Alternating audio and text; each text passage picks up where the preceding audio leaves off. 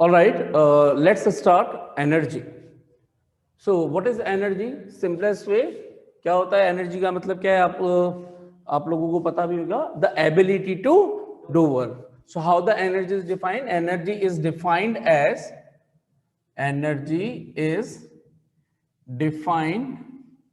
as the ability or capacity of an object or capacity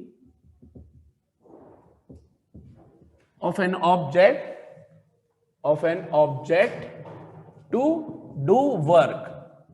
इसका मतलब हम क्या समझे इस डेफिनेशन से कि energy is nothing but the amount of work done which an object can perform.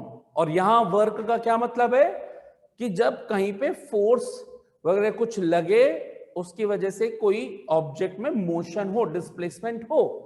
ठीक है, तो वो ऐसा कोई सा भी वर्क का फॉर्म जिसके अंदर ऑब्जेक्ट को डिस्प्लेस किया जा सके, उस फॉर्म को हम, उस वर्क डन को ही, उस अमाउंट ऑफ वर्क डन को ही क्या बोलेंगे?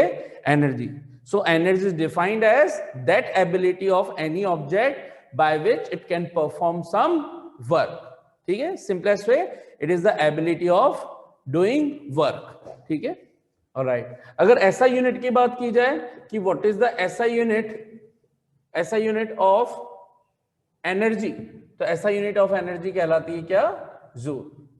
Same as of work. क्योंकि अभी हम बोल ही रहे हैं कि किसका फॉर्मेट, किसी का ये एक फॉर्म है वर्क डन का ही, amount of work done, same as of work. ठीक है, तो ये बेसिक इसकी डेफिनेशन हो गई. अगर बात की जाए यहां पर टाइप्स ऑफ एनर्जी की, कि एनर्जी के टाइप्स क्या क्या हो सकते हैं. So there are several forms of energy, several types of energy which you might have heard of. जैसे साउंड एनर्जी, ठीक है, electric energy, electrical energy, hydro energy, very good, और न्यूक्लियर एनर्जी, वेरी गुड, और heat energy, very good, heat energy, और heat energy हो गया, और mechanical energy, very good, mechanical energy,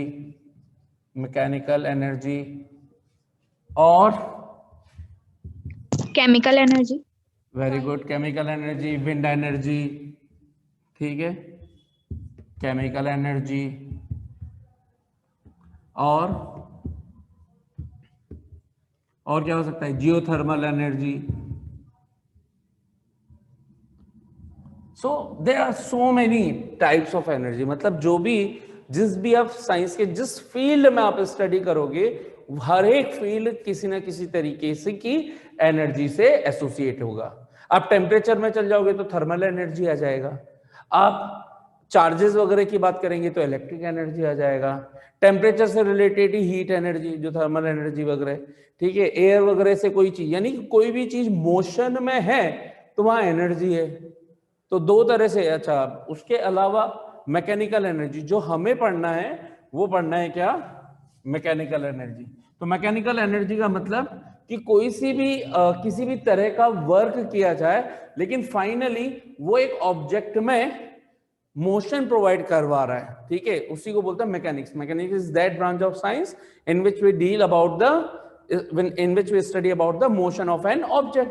So mechanical energy. ठीक है, तो चाहे वो इलेक्ट्रिक एनर्जी या सन एनर्जी, सोलर एनर्जी, किस में कन्वर्ट हो रही हो. जैसे हमने देखा है कि सोलर प्लेट्स के थ्रू मान लीजिए व्हीकल को चलाना है, तो सोलर एनर्जी किस में कन्वर्ट हो रही होगी? मैकेनिकल एनर्जी के अंदर. तो मैकेनिकल एनर्जी के भी दो टाइप होते हैं. एक कहलाता है काइनेटिक एनर्जी, और एक कहलाता है पोटेंशियल एनर्जी. इन दोनों को मिलाकर के ऑल टुगेदर, जब इन दोनों का टोटल सम किया जाता है, उसको बोलते हैं हम क्या? Mechanical energy. ठीक है, kinetic energy plus potential energy का जो नेट अमाउंट मिलता है वो कहलाता है हमारा क्या? Mechanical energy. ओके, तो हमारा इस चैप्टर में जो मेन एम है वो मैकेनिकल एनर्जी यानी कि काइनेटिक एनर्जी और पोटेंशियल एनर्जी को स्टडी करना है. तो पहले बेसिक, मोस्ट बेसिक और क्विक डेफिनेशन देख लेते हैं कि काइनेटिक एनर्जी और पोटेंशियल एनर्जी का मीनिंग क्या होता है। काइनेटिक एनर्जी का मतलब वो एनर्जी जो किसी ऑब्जेक्ट में उसकी मोशन के कारण हो। So that energy which is possessed in an object due to its motion or by virtue of its motion is called kinetic energy। कोई भी ऑब्जेक्ट अगर मूव कर रहा है तो मूव किस वजह से कर रहा है, किस एनर्जी के कारण कर रहा है, काइनेटिक एनर्जी। यानी कि वो एनर्जी जिस वजह से एक ऑब्जेक्ट मोशन में आ पाएगा या मूव कर रहा होगा, मोशन में होगा, उस दौरान उसकी एनर्जी को बोला जाएगा काइनेटिक एनर्जी। ठीक इसी तरह से what is potential energy?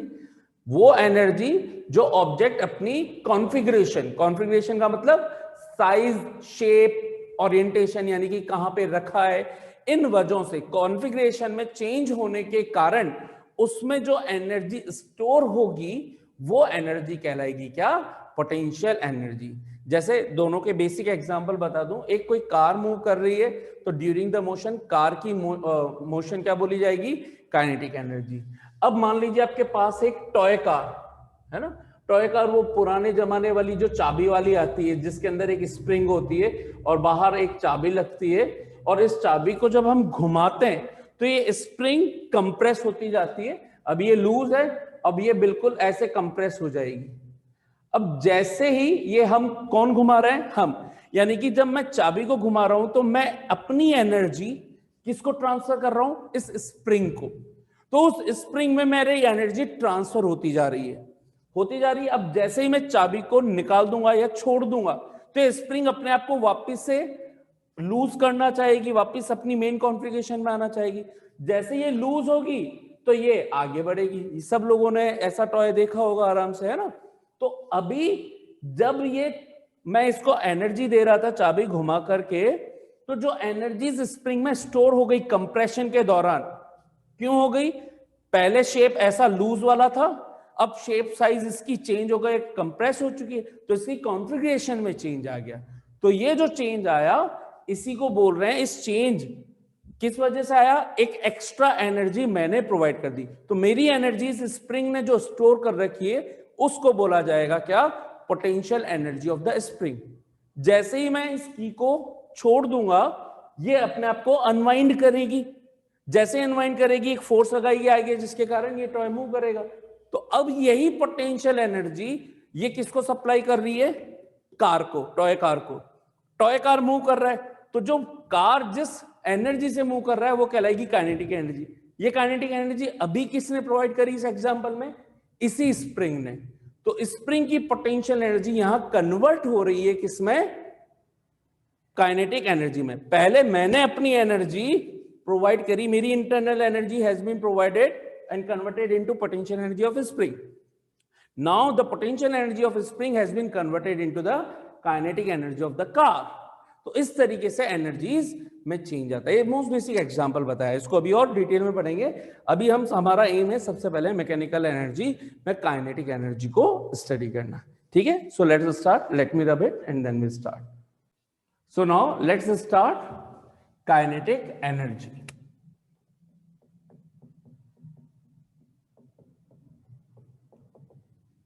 Kinetic energy, इसको डिफाइन कैसे करेंगे?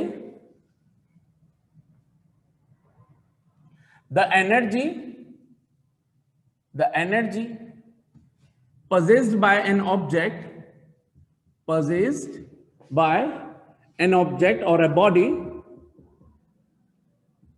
due to, और ये बस टेक्निकल वर्ड है ड्यू टू का ही, by virtue of its motion is called kinetic energy of the object. ठीक है, the energy possessed by any object by virtue of its motion is called kinetic energy of that object. अब energy कोई सी भी हो, ऐसा unit हमेशा same रहेगी, joule ही रहेगी। ठीक है, कहीं पे भी कोई सी भी एनर्जी हो, हीट एनर्जी हो, साउंड एनर्जी हो, सोलर एनर्जी हो, एनर्जी की यूनिट हमेशा सेम रहेगी, कोई सा भी टाइप हो। ठीक है, अच्छा साहब, अब बात की जाए कि तो इसका बेसिक फॉर्मूला या पहले इसके कुछ और एग्जांपल क्या क्या हम देख सकते हैं कि मोशन के कारण कैसे होती है। तो आपने देखा होगा कि जब हैमर एक नेल पर हम हैमर से हिट करते हैं तो नेल क्या हो जाती है, जो आयरन नेल है वो वॉल के अंदर इंसर्ट हो जाती है। तो जब भी एक हथौड़े से कील पर ठोका जाता है, तो जो हथौड़ा है, हैमर है, वो मोशन में आता है।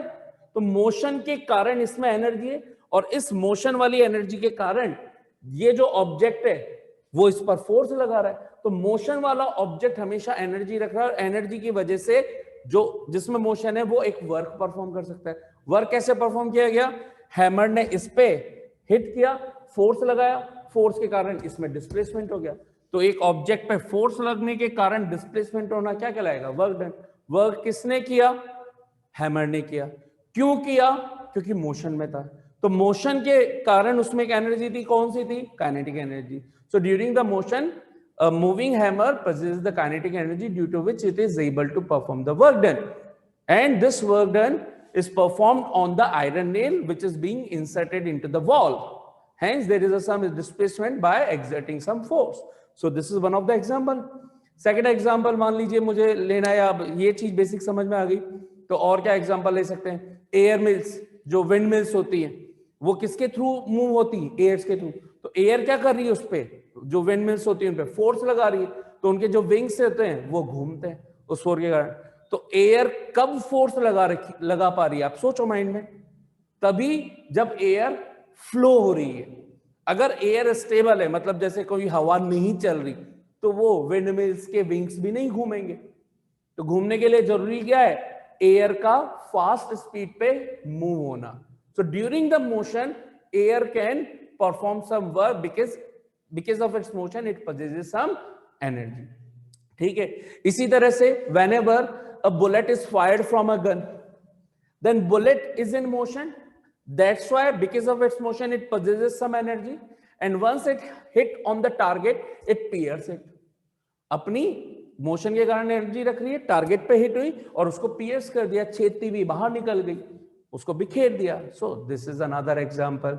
ठीक है, so there are so many example जिसके जो काइनेटिक एनर्जी, तो जहां पे भी मोशन है वो सब किसके एग्जांपल हो सकते हैं, काइनेटिक एनर्जी के। सो लेट्स डेराइव की मैथमेटिकली कोई फॉर्मूला है क्या काइनेटिक एनर्जी का, तो हाँ जी है, बिल्कुल। अगर मैं पहले फॉर्मूला बता दूं और फिर उसको डेराइव करूं तो आपको ज्यादा अच्छा लगेगा। कैसे, कि अगर कोई ऑब्जेक्ट इनिशियली अगर रेस्ट पर था और एक फोर्स लगाने के कारण इसमें एक कांस्टेंट फोर्स लगाया गया, जिसके कारण फोर्स की डायरेक्शन में कोई डिस्प्लेसमेंट हुआ s जितना, और कांस्टेंट फोर्स के कारण इसमें एक्सेलरेशन a प्रोड्यूस हुआ मान लिया। तो एक ऑब्जेक्ट पॉइंट A से पॉइंट B तक आ गया, जहां पर इसकी स्पीड या velocity has change from rest to u to v। u कितना ले रखा है, u का मतलब इनिशियल वेलोसिटी, हमने ये मोशन इन स्ट्रेट लाइन के अंदर पढ़ी रखा, u मींस इनिशियल वेलोसिटी। तो इनिशियल वेलोसिटी कितनी थी, रेस्ट पर था तो 0। ठीक है, तो स्टार्टिंग फ्रॉम रेस्ट, यानी कि ऑब्जेक्ट अभी रेस्ट से स्टार्ट कर रहा है। ठीक, तो अगर आपसे पूछी जाए किसी भी पॉइंट पर कि एक ऑब्जेक्ट m मास का है, वो v वेलोसिटी या v स्पीड से चल रहा है, तो बताओ उसकी काइनेटिक एनर्जी कितनी होगी। तो आप आंसर देंगे कि the kinetic energy of the moving object moving with velocity v will be half mv²। किसी भी इंस्टेंट पर, किसी भी टाइम पर जिस स्पीड से मूव कर रहा होगा उसका स्क्वायर, हाफ और मास, इनका multiplication, half into product of mass into speed of that object at that instant wherever it was being asked, जिस भी टाइम पर। तो जल्दी से इसको डेराइव करते हैं कि ये एक्सप्रेशन आता कैसे।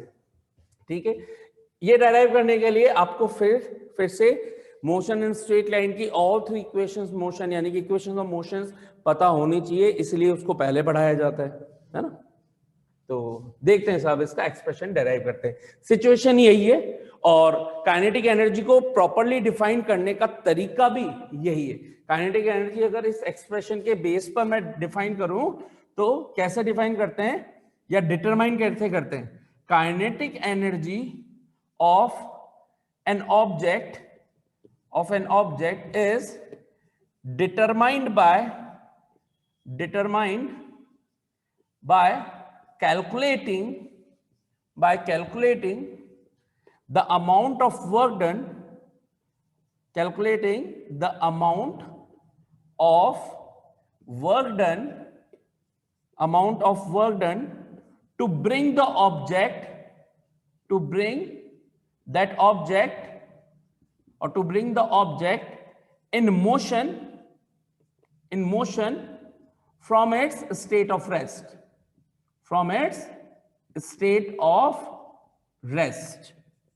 क्या मतलब हुआ उसका कि काइनेटिक एनर्जी को मैथमेटिकली हम कैसे डिटरमाइन कर पाएंगे? किसी भी ऑब्जेक्ट की काइनेटिक एनर्जी को तभी डिटरमाइन किया जाता है, या कैसे डिटरमाइन किया जाता है कि कितना वर्क डन करना पड़ा एक ऑब्जेक्ट जो रेस्ट पर था, रेस्ट से मोशन में आने के लिए जो अमाउंट ऑफ वर्क डन उस ऑब्जेक्ट पर करना पड़ा किसी फोर्स के कारण, वो अमाउंट ऑफ वर्क डन ही क्या कहलाएगा? उसकी काइनेटिक एनर्जी। इसलिए हमने बिगिनिंग के अंदर ही एनर्जी को डिफाइन किया क्या है? एबिलिटी टू डू वर्क और capacity to do work. Whatever work would be done on object because of which it will move, then that amount of work done will convert or is said to be its kinetic energy done. ठीक है? So let's derive mathematically कि इसका expression derive कैसे करते हैं। ये इसकी हो गई डेफिनेशन, किसकी? मैथमेटिकली डिटरमाइन करने के लिए डेफिनेशन। ओके, सो अब देखो कैसे डिटरमाइन करेंगे। यहां सब कुछ पहले मेंशन कर देते हैं। If m is equal to mass of object, u is equal to 0 initial velocity of object, और क्योंकि ये रेस्ट पर है इस वजह से u क्या लिख रखा है हमने? 0। ठीक है। v इट्स फाइनल वेलोसिटी जो b पर आकर के हो चुकी है। ठीक है। Let's suppose f is the constant force, और इस कांस्टेंट फोर्स के कारण इसमें एक एक्सेलरेशन, जब भी फोर्स लगेगा, अगर कोई फोर्स लगता है तो हमेशा ऑब्जेक्ट की मोशन चेंज होती है, वेलोसिटी चेंज हो रही है। पहले 0 थी, अब v हो गई। तो वेलोसिटी जब भी चेंज होगी, फोर्स लगेगा तभी चेंज हो सकती है। जब फोर्स लगेगा तो एक्सेलरेशन प्रोड्यूस होगा। So a is the acceleration produce in the object. ठीक है, ए एक्सेलरेशन हो गया। एस क्या बोल रखा है हमने कि डिस्प्लेसमेंट ए से बी तक जो डिस्प्लेसमेंट हुआ, कि डिस्प्लेसमेंट ऑफ एन ऑब्जेक्ट। ये सब पहले डिफाइन करना पड़ता है एग्जाम में लिखने से पहले। ठीक है, जब भी आपको पूछा जाए कि derive the expression of kinetic energy, तो सब चीजें आपको लिखनी पड़ती है, वरना टीचर को कैसे पता? वो भले ही होशियार है, लेकिन वो उस टाइम अपने आप को यह मानता है कि भाई मुझे कुछ नहीं पता, जो बच्चा बताएगा वही मुझे पता है। तो बच्चे ने अगर डिफाइन नहीं किया तो कह देगा भैया ये कहां से आ गया, एम कहां से आ गया, यू कहां से आ गया, वी कहां से आ गया, ए कहां से आ गया। फर्स्ट आपका क्राइटेरिया क्या होना चाहिए? जो आप काम कर रहे हो, जिन चीजों को आप एज ए वेरिएबल लेने वाले हो, उनको पहले डिफाइन कर दो, बस ऐसे लाइन वाइज हो गया। अब टीचर खुश है कि हाँ साहब बच्चे को आता है सब कुछ। ठीक है, तो छोटी छोटी चीजें हैं जो फिर वरना मार्क्स कटते हैं, फिर बच्चे रोते हैं। ठीक है, चलिए साहब आगे बढ़ते हैं। नाउ अब हमारा एम क्या है? एक्सप्रेशन को डिटरमाइन करना। तो हमें पता है इसमें क्या क्या चीजें दिख रही हैं जो इक्वेशन ऑफ मोशन से रिलेटेड है। इक्वेशन ऑफ मोशन रिकॉल करो क्या क्या होती है, यहां लिख देता हूं मैं। एक इक्वेशन होती है v is equal to u plus a t, एक होती है s is equal to u t plus half a t square, और एक इक्वेशन होती है v square is equal to u square plus 2s। ये तीन इक्वेशंस ऑफ मोशन होती हैं। These are called the three equations of motion. अब यहां पर देखें और इसमें चेक करें कि हमें क्या क्या गिवन है या क्या क्या पता है। हमें u पता है, u तीनों इक्वेशंस में आ रहा है, बिल्कुल ठीक। v केवल फर्स्ट में आ रहा है और थर्ड में आ रहा है। इसका मतलब अभी हमें या तो फर्स्ट काम में लेनी है या थर्ड काम में लेनी है। आगे बढ़े, f से रिलेटेड नहीं है, लेकिन a किस में आ रहा है? फर्स्ट में भी आ रहा है, थर्ड में भी आ रहा है। ओके, s फर्स्ट में नहीं आ रहा, थर्ड में आ रहा है। इसका मतलब मुझे कौन सी इक्वेशन से स्टार्ट करना है अपना डेरिवेशन? थर्ड से। तो मैं क्या लिखूंगा? बाय थर्ड, बाय अप्लाइंग या by third equation of motion, third equation of motion. और क्या लिखोगे आप? v square is equal to u square plus 2s।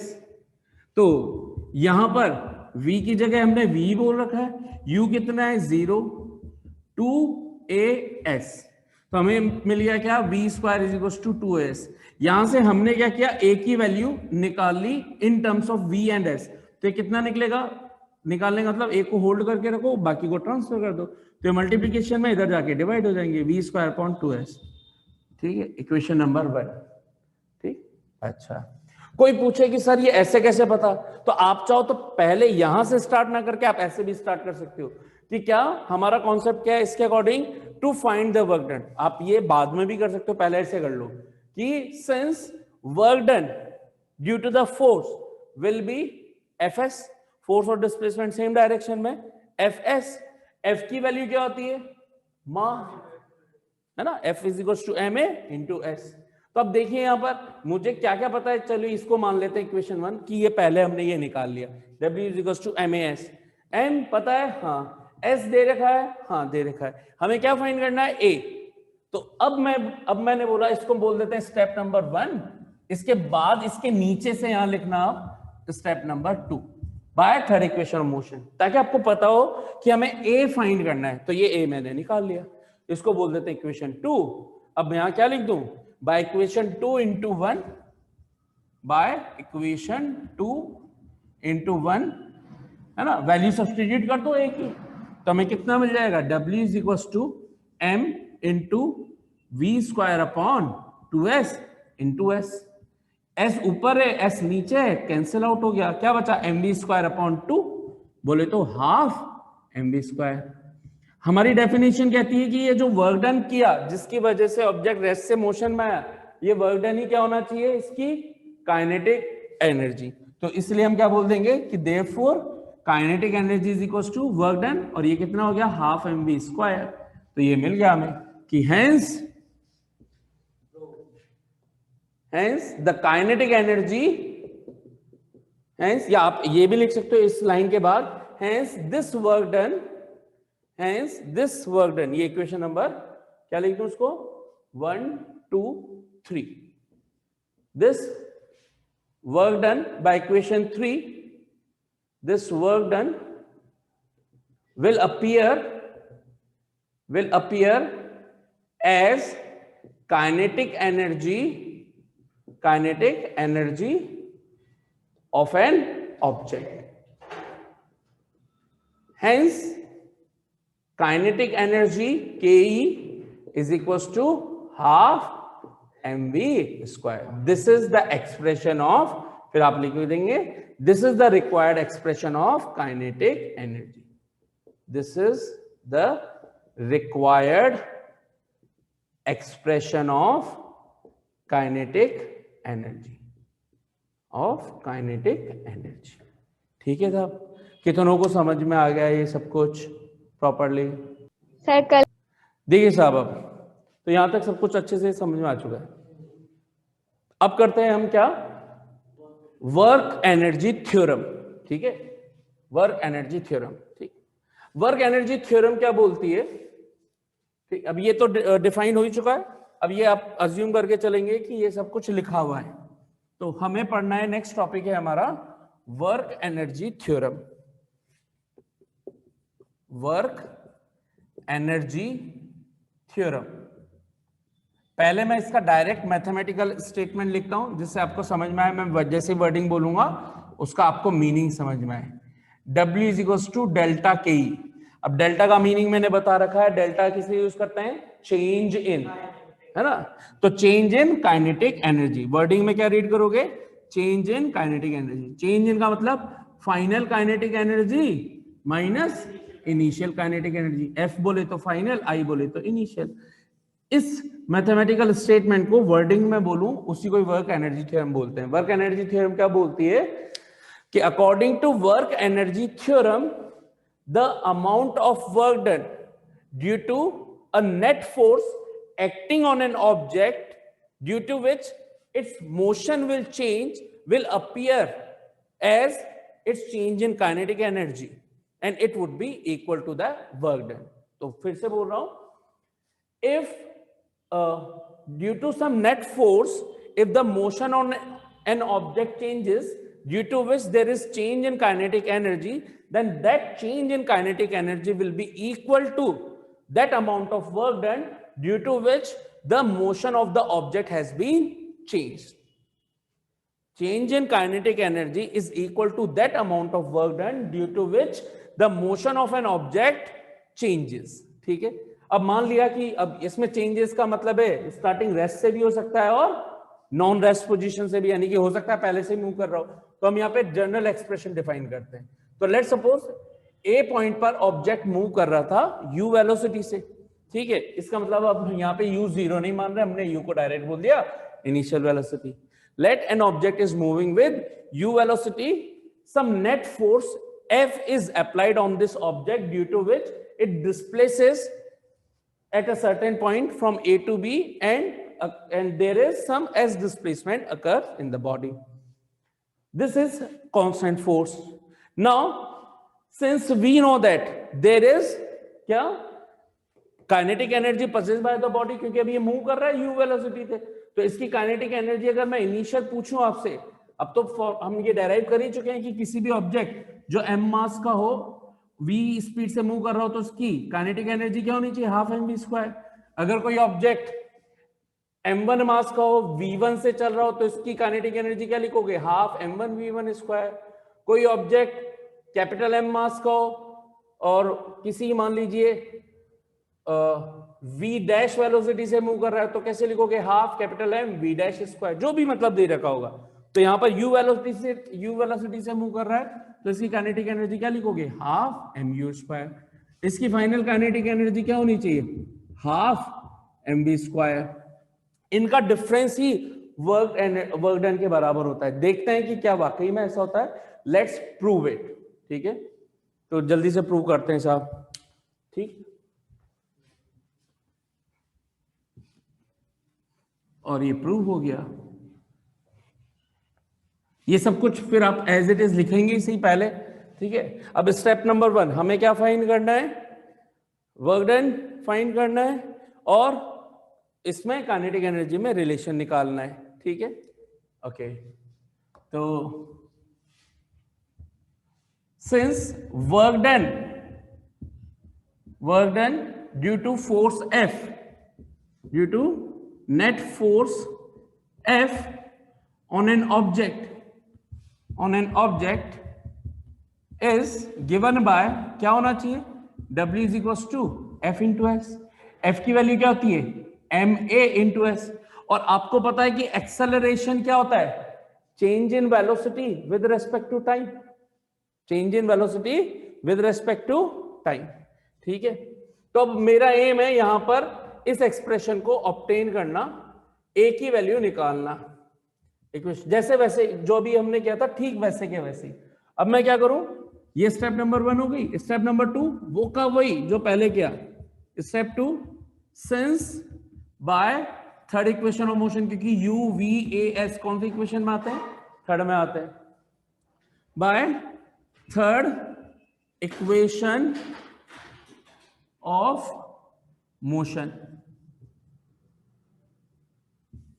Third equation of motion क्या कहती है? v² is equal to u² plus 2s. हमें क्या चाहिए? a चाहिए. ठीक है, अब हम यहां t की टर्म्स में इसलिए नहीं निकाल रहे क्योंकि हमें काइनेटिक एनर्जी चाहिए, अदरवाइज तो मैं v2 minus v1 upon t2 minus t1, लेकिन t तो दे ही नहीं रखा, तो मैंने इसीलिए थर्ड इक्वेशन वापस वही लिए. और यहां से मैं क्या निकाल लूं?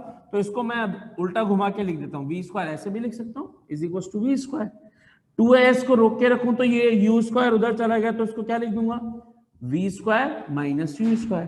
यहां से a की वैल्यू निकाल दूं तो मुझे क्या मिलेगी?